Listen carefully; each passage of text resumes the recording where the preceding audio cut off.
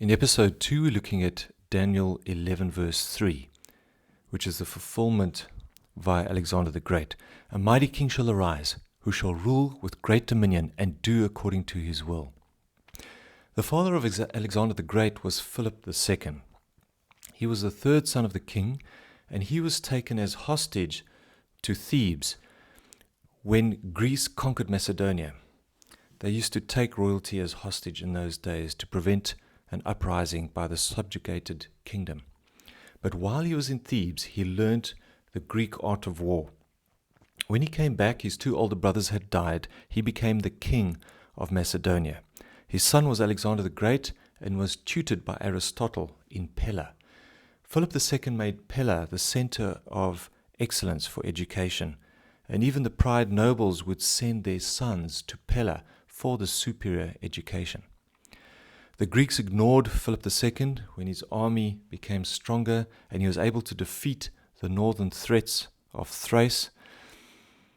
And it wasn't long before he developed a war machine. He developed the phalanx, where the soldiers were tightly knit together and had longer spears called the sarissa. He took the 12-foot spears and he made them the 18-foot spears. The phalanx are the little finger bones that are tightly knit together in the hand. He wanted to set up the Hellenistic League by conquering Greece so that he could conquer the mighty Eastern Empire of the Medo-Persians. The famous Battle of Chaeronea, which was during his Greek campaign.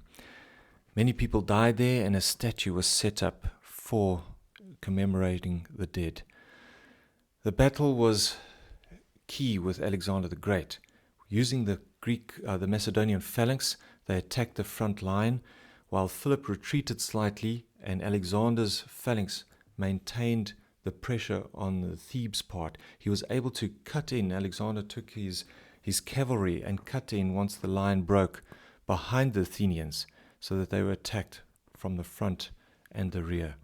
Many people died in this war, and it wasn't long after this keynote war on Chaeronea that the Hellenistic League was then set up.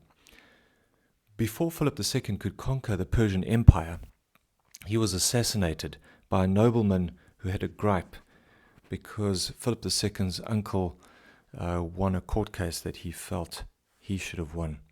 This left young 19, 20-year-old Alexander the Great on the throne, and the Greeks sought an opportunity to rebel against the Macedonians. Alexander marched down on Greece and he made an example out of Thebes. By killing all the males, he burnt the city to the ground and sent the women and children into slavery. He subjugated Greece once more, and he was now able to focus on his father's dream of conquering Medo-Persia. Alexander the Great, once he did conquer Medo-Persia, fulfilled a prophecy in Daniel 2, where the thighs and hips of bronze are mentioned. Also in Daniel 7, with the beasts, Greece represented the leopard, the ferocious kingdom with 4 wings, which showed the speed of which Alexander the Great conquered the Medo-Persians. In Daniel 8, the goat with a single horn, the horn was a kingly power, came from the west as the Greeks attacked the Medo-Persians without touching the ground, shows the speed at which Alexander conquered the Medo-Persian kingdom. The Medo-Persian was the ram with 2 horns, representing the Medes and the Persians. The first battle Alexander chose to meet the Medo-Persians was at the river of Granicus. He chose the river because the Medo-Persians would be much slower in the soft sand with their effective chariots, and he thought to gain an advantage there. He fought the generals, as Darius III was further inland, and they had to retreat with their army. They retreated as far as Issus, and they recommended to Darius III to retreat to the center of his empire, where he could gain the support of the surrounding armies on the eastern side and meet Alexander with a greater force.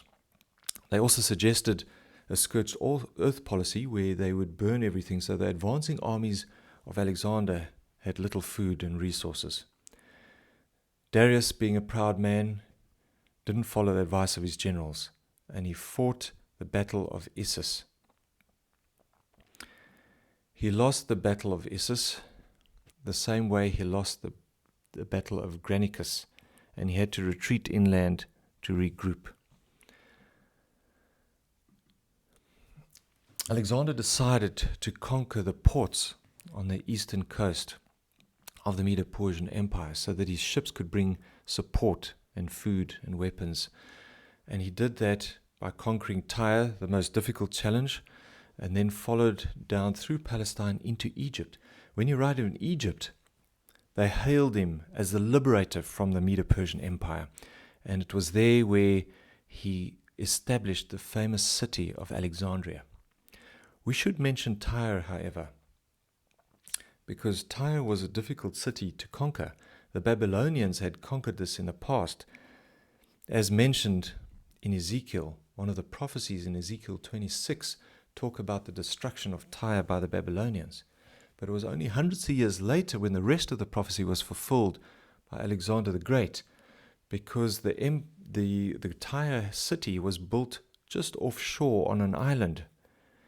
And Alexander the Great could only reach this when he took the stones, the timber, the soil from the old city and threw it into the water to create a walkway to conquer Tyre. He then marched on Gaugamela, where Darius had set up with his main force. He used the similar strategy again, where he used the superior armor, the bronze of the Greek soldiers to ward off the arrows, with a tightly formed formation to protect his soldiers. The longer spears also enabled him to gain the victory over the advantage line. And once the line had broken, he was able to send his fast cavalry and attack the king himself. He knew that if he could break through the front line with his cavalry and chase down on Darius III, he could put him to flight or capture or kill him. The rest of the army would be dispersed. And that's exactly what happened at Gaugamela. He followed down Darius, who escaped to the capital, Persepolis. He didn't capture Darius there, but he burnt Persepolis to the ground. This was their capital, and they had all their temples there and the holy places, and thereby taking revenge on 150 years earlier when Ahasuerus burnt down Athens and the temples in Athens. He was then chasing Darius through, and Darius was assassinated and killed by his cousin Bessus. After murdering Bessus, Alexander came to the Eastern Kingdom, and you can see the painting by Charles de Brun, where he fought one of the Indian kings at Hydaspes. He was so impressed by this king that he made him a satrap once he had defeated him because of his bravery.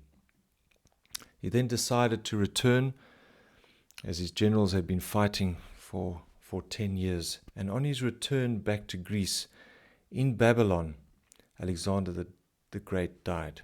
The historians are divided about whether he died from an alcohol overdose or from malaria.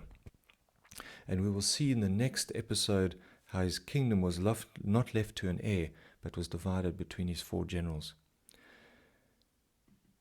Alexander the Great not only fulfilled prophecies in Daniel 2, 7, 8, and 11, but he was one of the most influential men of his time and in history. It was because of him that the Greek Empire and the Greek culture has shaped the Western world as we know it, both in culture, health, warfare, art, and even in military schools to the present day. The tactics of Alexander the Great are taught as part of the syllabus. It is no wonder that Daniel chapter 11 verse 3 is fulfilled in Alexander the Great, who was the mighty king who ruled with a great dominion and did according to his will.